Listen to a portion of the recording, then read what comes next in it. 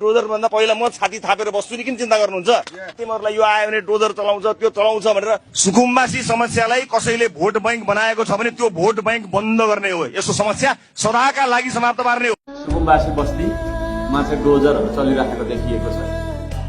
म strongly oppose गर्छु यस्तो खालको तपाईले चाहिँ गतिविधिले किनभने मान्छे जन्मेपछि गाँसबास कपास लान्छ त्यसो भएको कारणले गर्दाखेरि कसैको बास भत्काइरहँदाखेरि उसलाई फेरि पुनर्वासको व्यवस्था नगरिकन सरकारले फेरि पुरानै रवैया देखाउँदै है हामीलाई धेरै आशा गरेर यसपालि जनताले भोट दिनुभएको छ पुरानै चलन हामीले चलाउने हो भने नयाँ यसपालि यो जेनजीको आन्दोलन यो चुनाव त्यस पछाडिको म्यान्डेट यो यसको कुनै अर्थ रहँदैन त्यसले गर्दाखेरि म भन्न चाहन्छु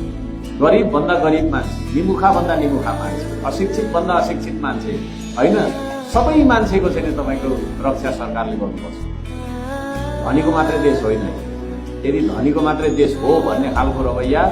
सरकारले देखाउँछ भने एउटा स्ट्रङ अपोजिसन पार्टीको लिडर भएको नाता त्यसको भण्डाफोर हामी गरि नै रहन्छौँ